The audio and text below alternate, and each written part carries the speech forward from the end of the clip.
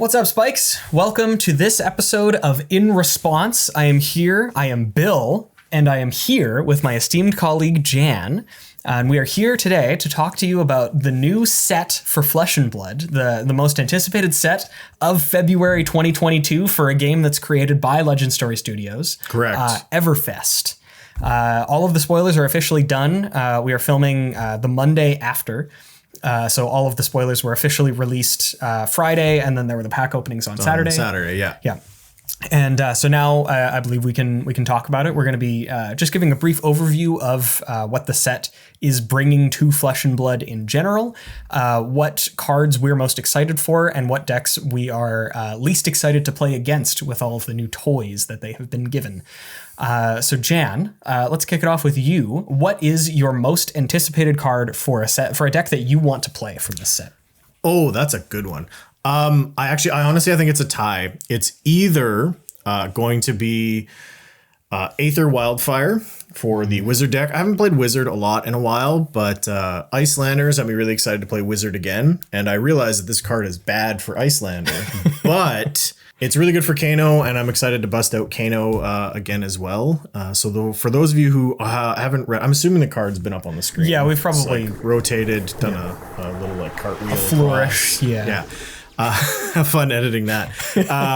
It's a 2-resource red pitch wizard action that deals 4 arcane, which is already a pretty good, reasonable rate. Decent rate, yeah. And then for the rest of, if you've played it on your opponent's turn, for the rest of your turn, all other cards you play that deal arcane damage deal an additional X, where X is the amount of arcane damage dealt by Aether Wildfire. Is that it, or is there more? Because I was already after the 4 arcane damage, I was like, okay, that's a good card, but you just kept going. It blocks for whatever amount is on the bottom corner of the card. I believe it blocks for 3. Yeah. Still. Yeah, so that card is on my final list of cards that I don't want to see, because I'm certain that it's going to kill me at some point, probably pretty frequently. But yeah, I think that just changes the game for Wizard and makes them so much more aggressive on those turns where you're trying to kill your opponent in response to them killing you, or even just as like a value turn. I feel like you can put out a decent amount of mid-range damage. Because 4, and then if you can pump it up to 5 with something like Crucible of Aetherweave, it's just a really awkward amount of damage for a single source for you to Arcane Barrier. Yeah. So realistically against most decks, as they are now, you'd be against Arcane Barrier 3, so you'd get 2 damage through if you're pumping 5, it with Crucible. Even just 1 damage, adding 1 damage to 2 more spells, that's a total of 3 damage that this thing deals, and it makes your opponent use their resources up front. I just think that it really it taxes people in a very awkward way that you don't want to be taxed in the Wizard matchup. Yeah. It even it makes things like Forked Lightning deal an additional 2 on each instance. Yeah. For each damage that goes through, it pumps our Forked Lightning by 2, which is disgusting. And then Blazing Ether as well. It interacts so nicely with the sort of game-ending haymaker turns that you can have. So I think it just really naturally fits into what Wizard already wants to do. For me, the card that I am most excited for is Mask of the Pouncing Lynx, which is the new ninja. It's the new ninja helmet, and the thing that really is just beyond interesting to me is that it's not supposed to be a direct replacement for Mask of Momentum. It's it almost enables a different playstyle. It's a different card. It's not about which one is better necessarily, just in a vacuum. They're both really good in the different decks that you can build for them.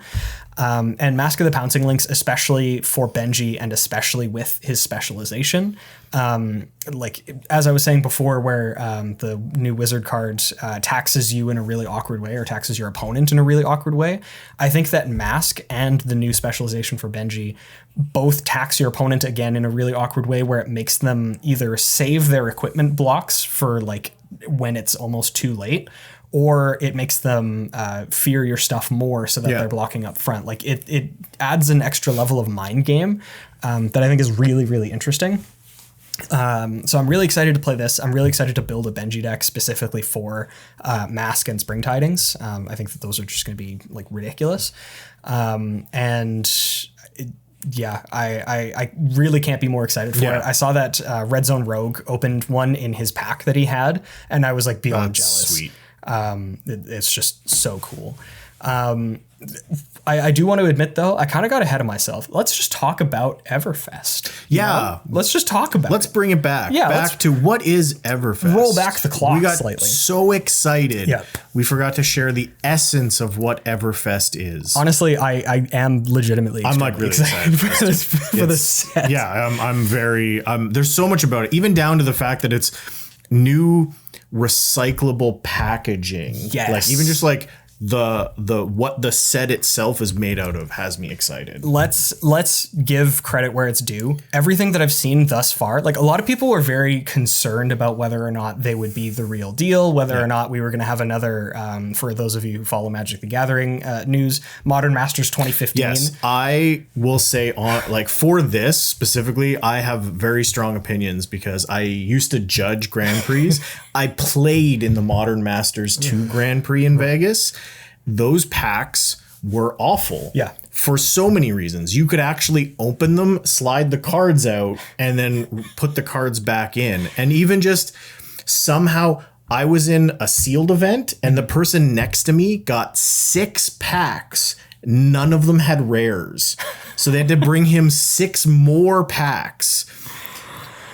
And it was just, Yeah. So finding a like recyclable wrapper is huge because I don't think if you have never judged a limited Grand Prix for Magic, I don't think you can quite imagine how much wrapper garbage there is. Just how much waste. Like is how created. many BFI bins of boxes full of like crumpled up booster wrappers there are.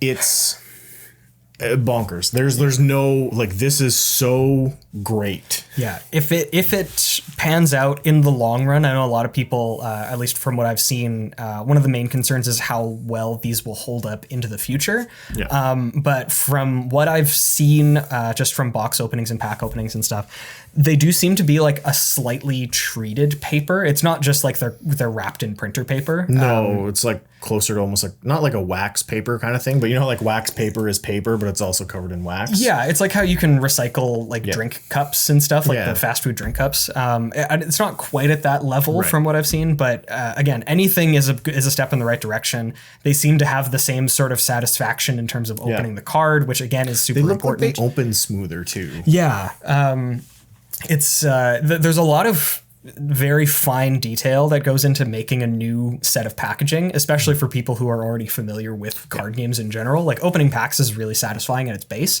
So you have to make sure that you're maintaining that feel. Yeah. And that's something that Modern Masters 2015 did not do at all. They had a pull tab. They had a pull tab. They were little cardboard boxes. They were horrendous. They were awful. Yeah. Cards moved in them, so they got damaged before you opened them. You would get like MP to HP cards straight out of the pack. It was awful. Anyway, we're not here to talk about that. We're here to talk about if this is the real deal, if this stands the test of time, this changes the game for every other card game. It is a huge step towards sustainability, and it's something that you just really love to see. One of the other things that was teased up front for Everfest, because they did say like basically right up front when it was revealed that they were doing recyclable packaging. Yep. That was one of the big draws for Everfest. One of the other things that we should draw on is the carnival slot. Yes. Because that was in a lot of the very early discussion. So what the carnival slot is, it takes the slot of one of the rares, and it is, if you're looking at the pack from top down, there's 7 commons, a foil, then the carnival slot, then a rare plus slot. Yeah. And the carnival slot can be a rare plus. I don't think there's any commons in the carnival slot. I don't think so. So technically, you could have majestic. You could have a triple majestic pack, which is kind of nuts. And essentially what it is, it's all of the cards in the set that are carnival themed. So it's the trinkets, it's the potions, things like bingo.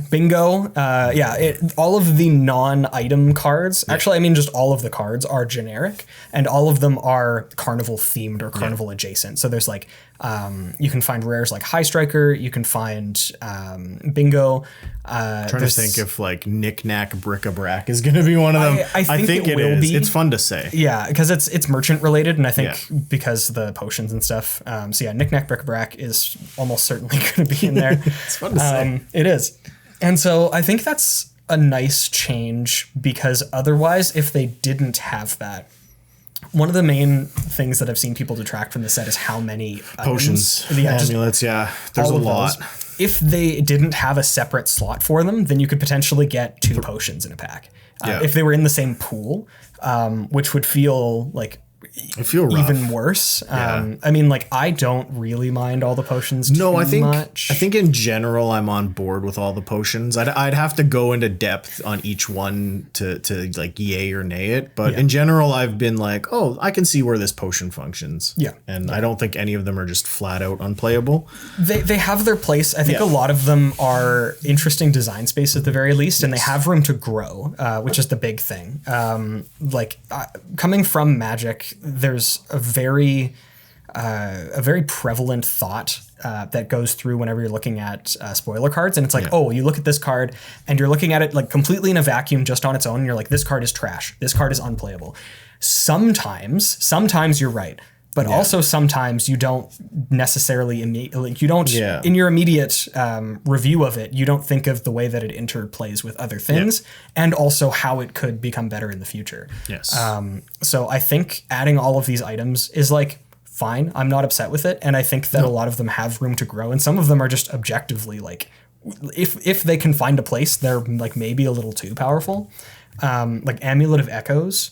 I don't know if you've seen that one, but it's an item with Go again, and you can only activate it if your opponent has played 2 or more cards with the same name this turn. And then at instant speed, you can crack it for free and have your opponent discard 2 cards. That's actually super cool. Like, that's so good. That's like really good. Yeah. So like, obviously it's dependent on whether or not your opponent plays, cards with the same name. But like against Hatchet Dorinthia, I run as many hit and runs as possible. Against Chain, you run as many Bounding Demagogues. Yeah, those sorts of things. So there are situations in which it can happen. Maybe they're not as common as they would be, but I mean, even just the threat of it is pretty backbreaking sometimes. I'm just thinking about how bad it would feel to be like Bramble Spark, and like, all right, my turn's done. Discard 2 cards, or like before the ban, Ball Lightning. Okay, bye. I guess the one downside to the items in general is it's telegraphed. You know it's there, but it serves a purpose where like, I'm not going to try to maximize like a Bramble Spark turn, because I know you're just going to make me end my turn. So you kind of get to like force your opponent not to play multiple. It's interesting. It's sort of like how Mask of Momentum changes the game. I love talking about Mask of Momentum. I really do, because it's just such an interesting card design. I even tweeted this out one time. Like, you can have games as Ninja where Mask of Momentum triggers 0 times, draws you 0 cards, and it can still be the reason that you won the game, because it just causes your opponent to think about the game differently and make different decisions. Because the threat of it is there. And I think a lot of these items are the same. Like, even if your opponent doesn't play, like if they had 2 Bramble Sparks in their hand, instead of going Bramble Spark, they only do the 1. And it's like, it is like, it still allows them to do stuff. But it saves you. It makes their turns less efficient. And as if you have multiple of those sorts of things that are making your opponent make suboptimal decisions, it can really add up, I think. I'm excited for the future of the items. I do hear the people that are frustrated with like how many of them there are, and I do on some level agree with that. I can sympathize with that. It is a lot for a set that I feel like when the set got first announced, as part of the announcement, I believe it was part of the announcement, or shortly thereafter, they announced the reprinting of Arcanite Skullcap, and this came after the announcements that Welcome to Wrath, Crucible of War, and Arcane Rising were going out of print. So I think people were, I don't want to say primed. Primed sounds like it's disingenuous on LNSS, but I feel like people thought they were being primed for more reprints, and we got the one. And it was kind of people were, I can understand the frustration of being like, why do we get so many of these amulets, so many potions, and not an Easter egg reprint and not CNC reprint? Yeah. When it felt like that's kind of where they were trying to be like, hey, don't worry, they're going to get reprinted. See, Skullcap got reprinted. It can happen. And then it didn't. So I can understand the frustration from that standpoint. And I think if that hadn't happened, I don't think people would be as down on how many items we got in this set. For sure. That being said, I still think it's super cool, and dedicating a slot to it is a good way to mitigate feel bad packs. Yes. Yeah. So I think the way that they did this, because they obviously like had their sights set on including all of these new items, having the separate slot dedicated to them is the best way they could have gone about it. So regardless of whether like what side of the conversation you fall on, I think that they have still done a good thing. Even if you hate the items, even if you love the items, like I think it's a very good middle ground. And I mean, again, I'm not super upset about it. I can see other people.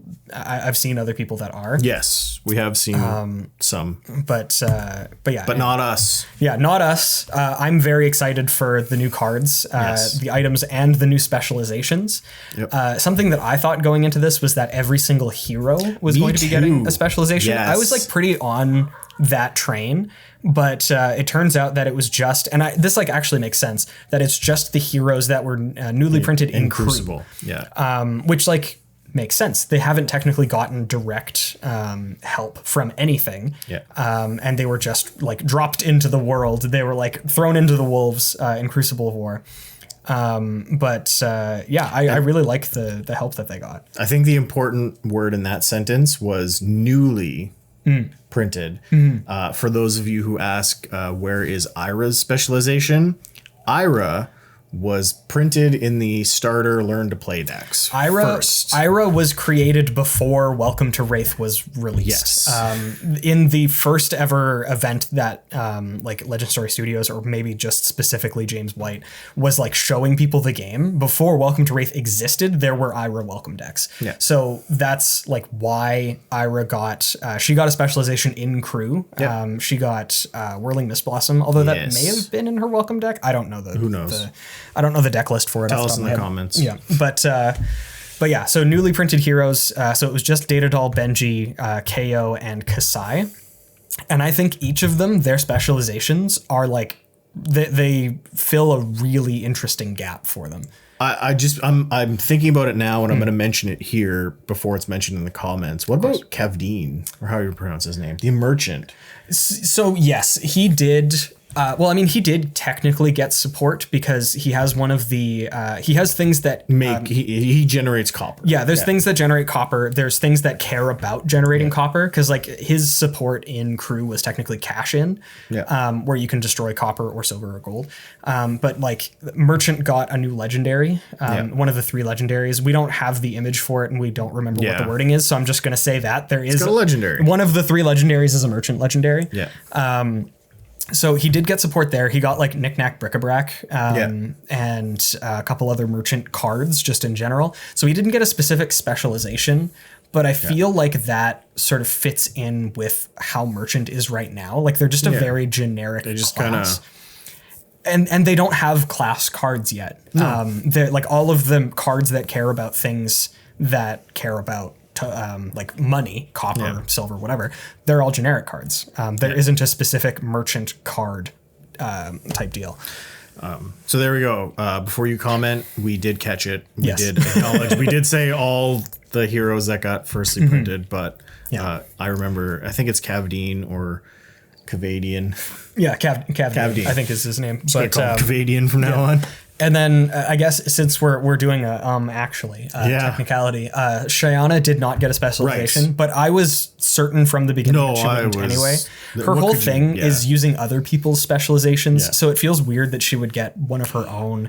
And also getting direct support for a hero that is gated behind being a legendary and being expensive, I think is something that Legend Story Studios just straight up. It was smart not to do.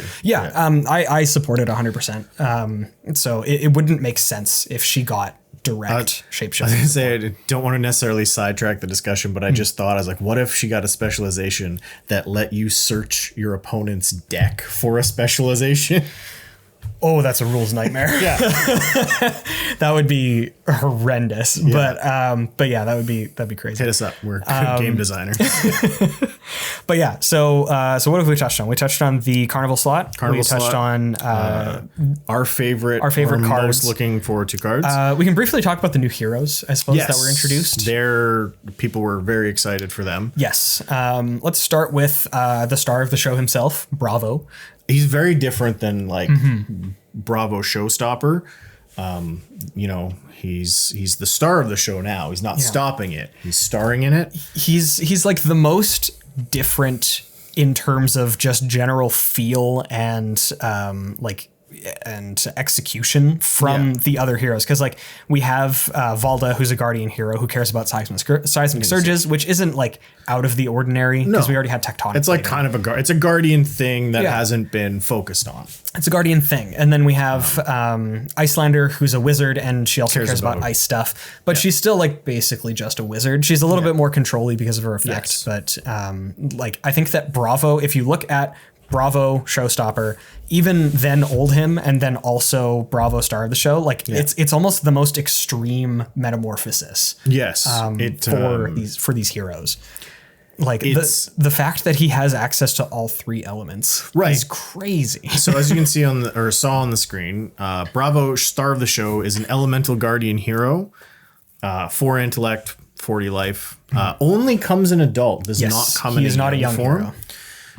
Essence of Earth, Ice, and Lightning. So you can play all of your elemental cards you want in this deck, which means you can play all 3 pulses and all 3 channels. Yep, that's my plan. I don't know if we recommend all 3 channels, but you do you. And at the start of your turn, you may reveal an Earth, an Ice, and a Lightning card from your hand. If you do, the next attack action card with cost 3 or greater you play this turn gains +2, dominate, and go again. I have seen some amount of discussion. I don't know how true this actually is, but I saw some people that were like theory crafting builds and stuff for the new Bravo. And they said that they found a list that had like a perfect split of elements and like hits his ability like 80 to 90% of the time.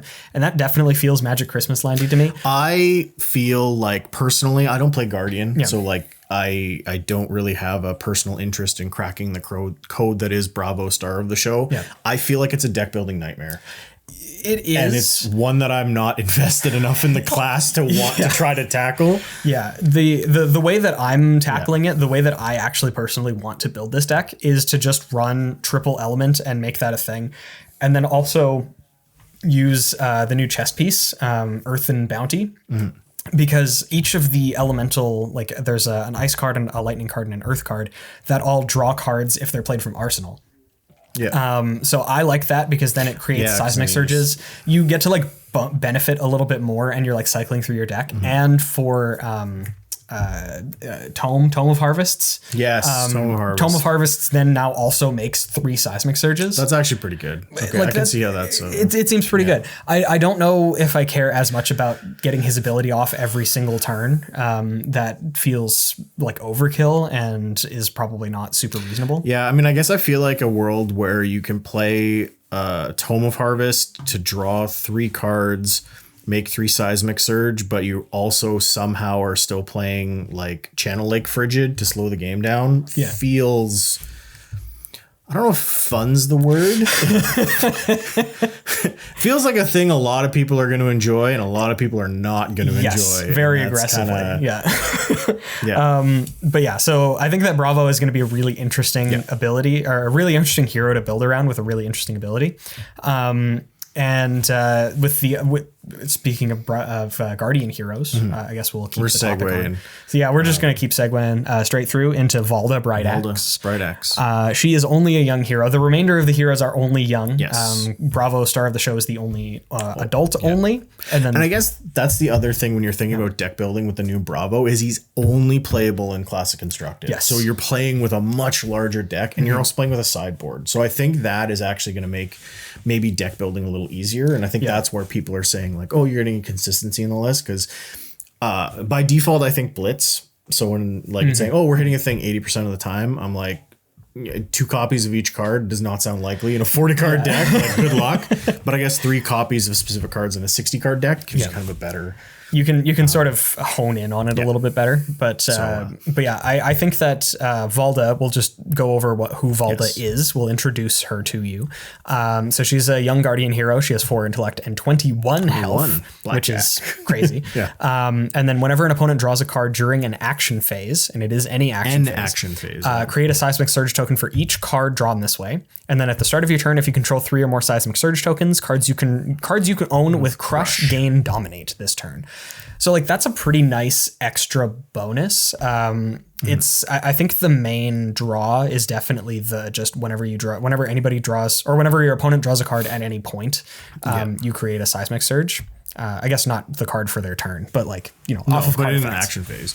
But it's still good. Like I don't feel like there is a ton of dedicated card draw in the game, because the way the game's designed, I think card draw is the most powerful effect you can have. Oh, for sure. Like in a card where your hand is your resources and your like fuel, drawing more cards than your opponent, you're always gonna kind of just have more options at the very base. You have more options. But some things do come, like as we talked about, Tome of Harvest is 3.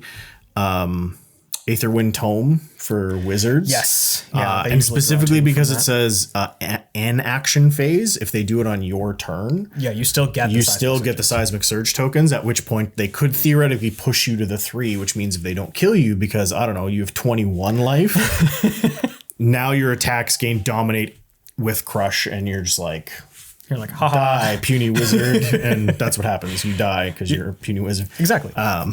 I mean, they got a new effect. They got a new card that essentially just one-shots wizard. It does 14 damage. So it's pretty crazy. But yeah, I think that Valda is going to be really interesting, especially with the new chest piece as well, to make seismic surges more accessible. Yeah. And at its base, even if you're just getting 1 seismic surge per turn, it's like huge. It's still really big, because a lot of guardian cards have like 4 or 7. Yeah. It's stuff where it's like you can either pitch 1 blue or 2 blues, and then anything past that, like that's the big break point that you want to look for, is either 3 or 6.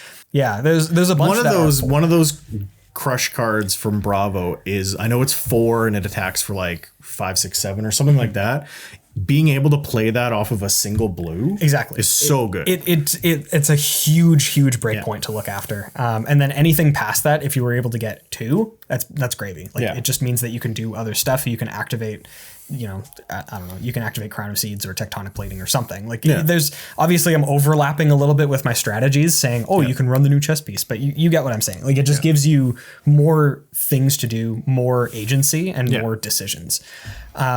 Then speaking of more decisions, let's talk about a hero that gives your opponent fewer decisions.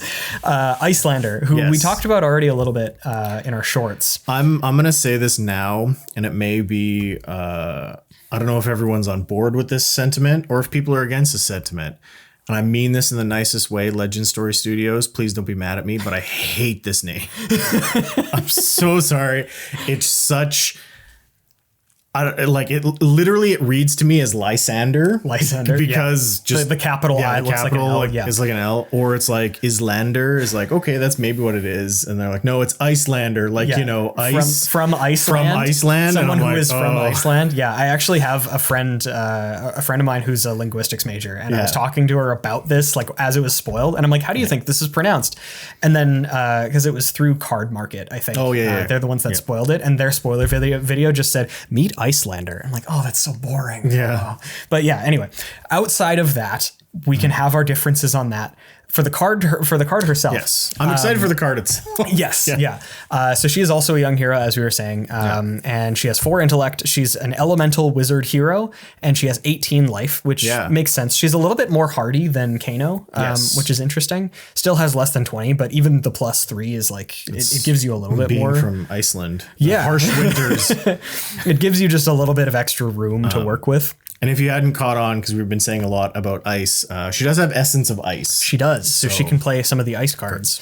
And then her ability is, if it's not your turn, so on your opponent's turn, if you play, you may play a non-attack action card You may play, I'm reading it off of our thing here. You may play non-attack action cards with blue color strips from your arsenal as though they were an instant. So obviously if you have something that you've arsenaled that's blue, you don't need to worry about, using your Storm Striders to give something instant speed or anything like that. Like it just gives it inherently, which is pretty powerful for what it wants to do. But there's more. But wait. She also, whenever you play an ice card during your opponent's turn, you create a frostbite token under their control. So the first part of her effect doesn't care specifically about ice cards. No. It's just blue pitch cards. Not even wizard cards. Not even wizard cards. Blue non-attack actions. Yeah, so you can play potions. You can play Channel Lake Frigid. That's my favorite one. No, I know. And it has... what's the one? Winter's Bite? Winter's Bite. Yeah, I like the one Winter's that's a discard, because it's discard plus give you a frostbite. It's so... For free on your turn. It's so unbelievably disruptive. I love it. But yeah, so I think I'm really excited to see how the deck for Icelander shakes out, because I think that a control wizard is something that really fits and works right now. You have access to... Absorbent Ether, which is the defense reaction. It works really, really well in Icelander.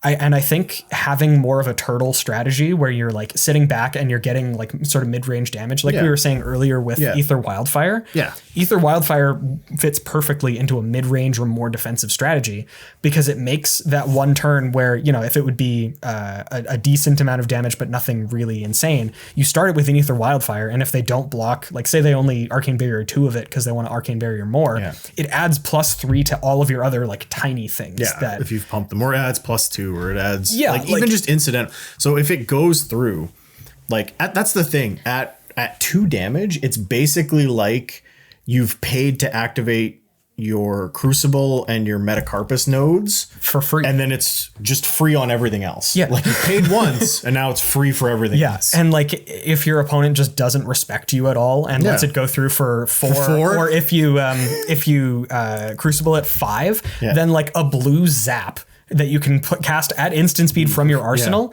is 6 damage. Yeah. That's so nasty. So yeah, I think that a lot of people were kind of down on Icelander initially because of... Not me. A lot of people were just saying there isn't stuff that really supports the strategy right now. So I think the big problem with Icelander going into it is... Right now, you talk about things like Channel Lake Frigid is really good at slowing down the game. Yep. And because of Icelander's ability, if you play it on your opponent's turn, you basically get a free turn with it out without having to pay the flow cost. You get to skirt the first channel trigger.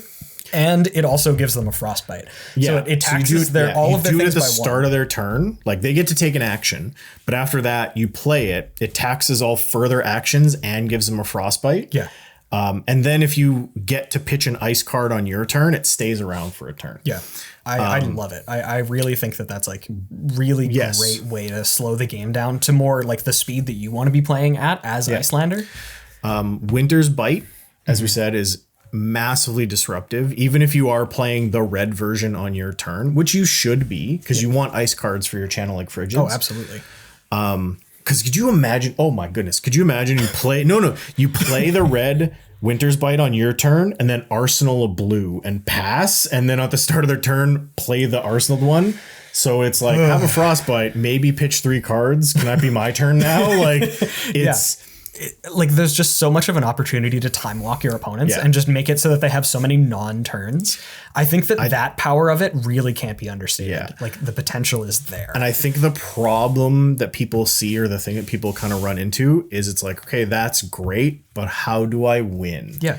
And so there wasn't a lot of ice specific arcane damage dealing. So it just kind of felt like you're playing this ice package, and then you're well, what cards from the wizard list can I get away with playing, and how do they actually factor in? Because if you're playing a wizard card from your arsenal, you're not making a frostbite, so you're kind of it's a weird juggling act. And I think that's where a lot of the people were kind of down on her, because we didn't see a lot of it would have been cool to see some ice wizard actions sort of thing, but this does open you up to elemental actions from Tales of Aria. So you kind of go back and and sort of see what there is there. The main thing that I think I want to really emphasize for Icelander is it's a very different strategy that a lot of people wrote off immediately because it's like, oh, well, Wizard only does arcane damage. That's it.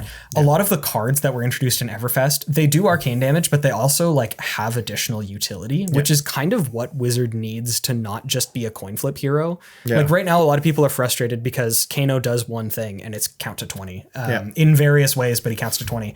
Like there's that new pry, which is like a thought seize essentially. Like there's just other things that wizards can do now. Scour. You can destroy like auras. You can it helps your prism match up a little bit. Like it makes it a more well-rounded class, and I think that's really important because otherwise you just have this hero that's essentially just like a top tier red deck wins deck. Just straight up burn. I'm going to do 20 damage to you. I don't care about other stuff. Like you can make it a little bit more nuanced than that, but 90% of the time, 85% of the time, matches against Kano really aren't that nuanced. Unless it's a mirror match, then you're on the same page. So. And it's things like it's the Kano matches are they feel very one-sided. I mean, just as like a humble brag, I was playing a webcam event last week and I presented, 26 damage as chain to Kano. And I got 14 of it through, and then he killed me on the following turn. Like, and it was, my hand was literally, it could not have been better. It was like, Sonata, Red Rift Bind, and, like a belittle or something. And I just like, I hit belittle, I got minimalism. Like I just kept going and put out so much damage. And it was like, no, okay, I'll go to 1. And I'm like, well, it's what I got. It's just a weird situation. So I like the fact that they're expanding the set of tools that Wizard has available. But anyway, so what I think we should do now, just to sort of wrap things up, we are sort of missing Genus What You Need. What You Need. He's a merchant hero. We can put him up here. He's an interesting hero. I don't think he's going to have any sort of impact in actual competitive play. He's going to be great for Ultimate Pit Fight. Yes, because I was thinking about it, and it's like his ability is worded super interestingly, because it's like, I don't know how it's going to be an Ultimate Pit Fight, because Ultimate Pit Fight, like the way it's set up, is his ability is each opponent may put a card from their hand on the bottom of their deck. If they do, they draw a card. And for each opponent that does that, you get a silver. And then it says, if you gain no silver, draw a card. So all you really need is like one person to do it. And you're like, well, I got 1 silver. I did it. Or like, whereas like one-on-one, it's more like, I'm going to draw a card or I'm going to get a silver. This feels beneficial to me. Whereas Ultimate Pit Fight, your opponents can just be like, you can... one person's going to do it. That's good enough. And it's fine. You can have 1 silver. But yeah, I would love to be proven wrong and see somebody have like a competitive Genus What You Need deck. That'd be sweet. I think that'd be sweet. But I love being proven wrong. For sure. Like link your lists down in the comments. I'd love to see it. But I really just, he's fun. He's like a collector's piece sort of thing. The game needs those. I'm okay with that, but I don't really have that many things to say about him. Not really. He's a merchant hero. He's interesting. He looks like Santa. That's about it. He's got a cool name. What You Need. Right. And then, what else do we even want to say about it? I'm excited to open my case on Friday. Shameless plug. I mean, this is our channel. I can plug. It's our channel. We can plug whatever we want. I'm going to be doing a box opening stream with Red Zone Rogue and DM Armada on Friday. We're going to do like a group case opening thing, and that's going to be sweet. So I'm excited to do that. I'm excited to see the new packages. And I mean, in general, I'm just really excited to see how this changes the meta. I think right now people are really afraid of Prism. People are really afraid of Wizard, and people are really afraid of Ninja. I personally think that Benji might, this may be overstepping some bounds, but I think that Benji, with the tools that he has, if he gets like even a good hand, or if you can figure out what the percentages of like being defensive and whatever can be, I think you could bring a Benji deck, like a top tier tuned Benji deck, to a CC tournament and maybe win like, can you play Benji in CC? Yeah, you can't play old heroes in Blitz, but you can play any hero in CC. That's interesting. You don't get the health extra bonus, hit points. so you start at 17. So like it's a pretty decent. You have to be like really good. But like I think with the fact that Spring Tidings, you play the first one, it draws you probably 4 cards, 3 or 4 cards, because it doesn't care if the other cards have hit. It cares if they're on the combat chain. Then the next Spring Tidings you play counts the last one plus all the cards before it plus all the cards in between. So it's like the first one can be for 4 cards. The next one can be for like 9. Yeah. I think that's gross. That's pretty good. And also, you can tutor it. You get like the 1,000 wins or 100 wins, whatever. That seems crazy. Like, did you get to? It seems fun. Keep going. I think I'd be excited. Yeah. I haven't like spec'd hard on making a ninja deck, but I might. Yeah. I'm excited to see, just because we would be remiss to talk about Everfest and not mention our preview card. Ready to roll. I'd be really excited to see how decks change because of Ready to Roll. Yeah. I from what I've seen in like the KO Discord in the main Flesh and Blood thing, it makes KO's ability like from 33% to like 80 with Gambler's Gloves. Like it becomes very consistent. Which is very, very good for KO, less good for anyone else. Yeah, for anybody sitting across from KO. Like there was one time I was testing out KO because I knew that we had our sport card. I was testing him out without Ready to Roll against Elliot. Yeah. And the entire game, I whiffed on every double, except for one where I played Tear Limb from Limb first, which for all of you who want to play KO, Tear Limb from Limb, the way that the ruling works, the buff from Tear Limb from Limb gets doubled by KO. It's the only buff in the game that gets doubled by KO. It's like confirmed by a judge. It's like the only way that works. But I whiffed on every single roll except for the one from the Tear Limb from Limb turn, and it was on a card with Dominate, and he died. That was the only thing I needed to do. I needed to hit on one singular card, and it won me the game. Like, true. If you can do that more consistently and have like more confidence that it's going to happen, I think that KO is going to be like maybe. I'm gonna say I for whatever reason, when I first started playing and first started looking at cards, I didn't give a lot of like thought to Dominate, but I will say it is my least favorite thing to hear from my opponent. Like, attack with this, plus if it hits, it also has Dominate, and I'm like, oh my god, I hate Dominate. Like, just Dominate, whatever. I don't want to care if stuff has Dominate, and you're like, it has Dominate, and you're like, oh yeah, Dominate's dead, I guess. Just crazy. But anyway, I think we should probably wrap it up. I think we're going on 40 minutes here for talk, but there's just so much to say. There's so much. Like, we were going to talk about our top 3 cards, and we got through one. We were going to talk about all the equipment. What I will say about the equipment, actually, this is what I really like about the equipment in general, and we'll put all the equipment on the screen. Maybe we won't. Probably that's maybe not. aggressive. We'll see. A lot of it is majestic. There's one legendary equipment. If I'm not technically two. There's Stalagmite, and then there's the merchant gloves we were talking about. And really what it does is it now gives a lot of heroes that had legendary only auto include slots a majestic version of equipment that's good enough to play as a replacement. Oh, for sure. We'll just give as like the example I have, Grasp of the Arknight versus Vexing Quillhand. Yep. They both generate you rune chant tokens. Vexing Quillhand has Arcane Barrier and no block. Yeah.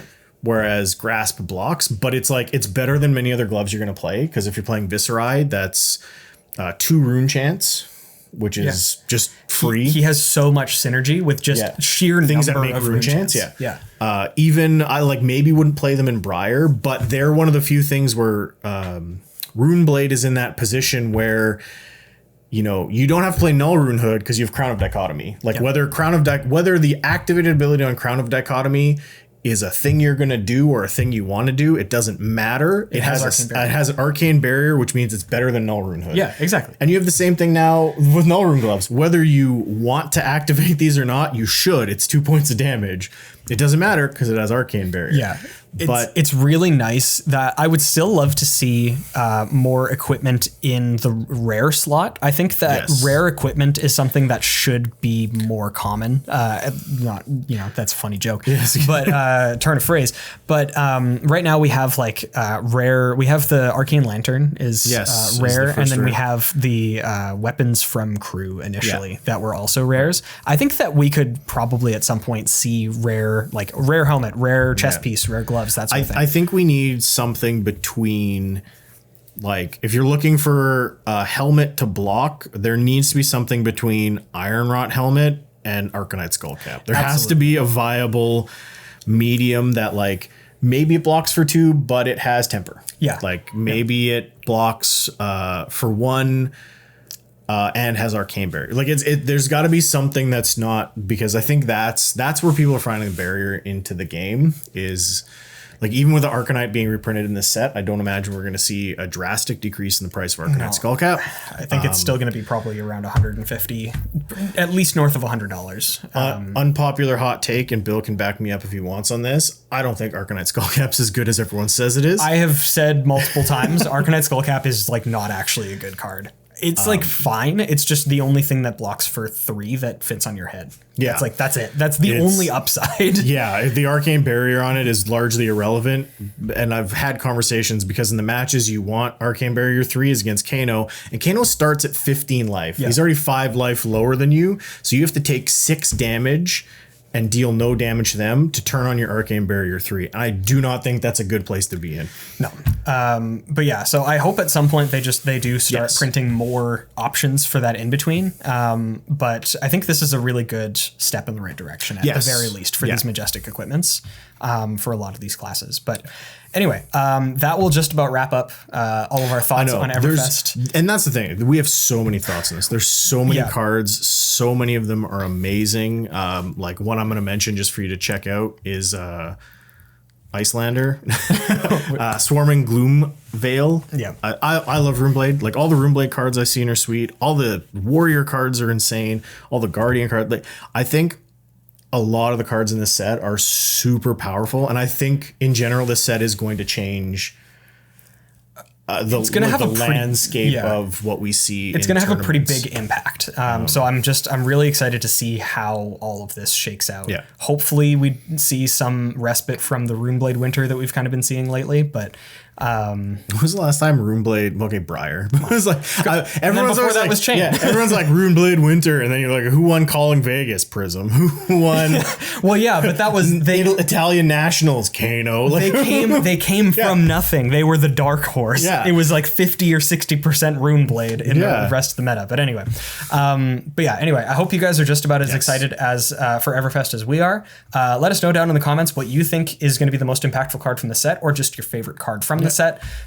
Be sure to like, comment, and subscribe. Tune in on Friday the 4th for the release day and for the stream that I'm going to be doing with Red Zone Rogue and DM Armada. We're going to be opening up some boxes and just generally having a good time. Yeah, I'm not going to be there, but Jan's not going to be there in spirit. That might be a good thing. Might be a bad thing. I'm going to eat corn dogs because it's corn dogs and candy floss. Just keeping in the Everfest theme. Everfest. Yeah. I'm gonna sit there in a carnival hat and just do. Anyway, check us out on Patreon. Check us out on Patreon. If you want to get in, we have a pretty healthy Fab community on our Discord. So for as little as $1 a day, you can be part of that. A month. Sorry, I'm so used for the price of a cup of coffee a day. You can sponsor a spike feeder. Yeah. But anyway, be sure to like, comment, and subscribe. Turn on the notification bell. And thank you very much for listening to all of the things that we had to say. Yeah, if you made it this far, congrats. Yeah, we love you. We love you very dearly. But thank you again, and we will see you in the next one. Hey, thanks for checking out the Spike Feeders on YouTube. Before you close the window, make sure you click subscribe for more great Flesh and Blood content.